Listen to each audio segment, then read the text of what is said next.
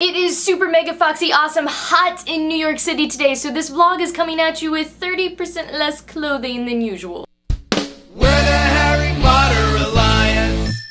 I consider myself pretty good at keeping up with fandom news and internet memes and trends. I could confidently defend any of my ships and hold my own in a debate about casting theories, but ask me who I think will be Mitt Romney's running mate and my response will probably be markedly less enthusiastic. I tend to get the most stoked about following news during election time, but usually only the US ones, and only the presidential ones, and only when there isn't already an incumbent president. Okay, so there's only been 2 of those during my lifetime, but they were both pretty darn exciting. I feel bad that I don't always keep up with the news except for during the height of political excitement in my own nation, because I feel like being aware of what's happening in the world is just a part of being a responsible citizen. But how do you take time to stay informed, especially when it's summer and all you want to do is go to the beach and eat snow cones with your friends, or more accurately for those of us on the internet, watch Netflix and follow the tweets from Comic-Con. I mean, the thing is, most of us here in the nation of the internet obsessively keep up with nerd or fandom news. We're the first ones to know that Philip Seymour Hoffman got cast as Plutarch, or to know when a meme is dead. We're clearly plugged in often enough to follow other news, but at least in my case, I don't always do it. Which is why I recommend following news outlets or bloggers on the social medium that you use most often. For example, I follow NPR and The New Yorker on Tumblr so I can get news about the world on my dash in between pictures of Benedict Cumberbatch eating pizza on the TARDIS with kittens. One thing to steer clear of when you start following a lot of sources, however, is only consuming news and opinions from people of the same ideology as you. I tend towards liberal progressive opinions myself, so I make sure to regularly check the Drudge Report, and I follow a lot of conservative political figures on Twitter. Back when I had a TV, I even watched Glenn Beck and Fox News every day. Keeping abreast of the opinions of the other side can help you think critically about your own opinions, and maybe sometimes you'll find you even agree with them. After all, despite what it increasingly seems like in the United States, opinions are not black and white. Another way to develop your opinions and fend off apathy is through the power of conversation. Talking to someone out loud, whether they have the same beliefs or different ones, can help you really figure out why you believe what you do, because you have to actually verbalize your thoughts and learn from the other person's perspective. A lot of times we're apathetic because we aren't clear on what we believe, so having conversations with people can help you sort out your own opinions and be reinvigorated to keep up with current events. I mean, the great thing about the news is that it changes every day, like a comic book or fanfic with daily updates being written by countless people, except it's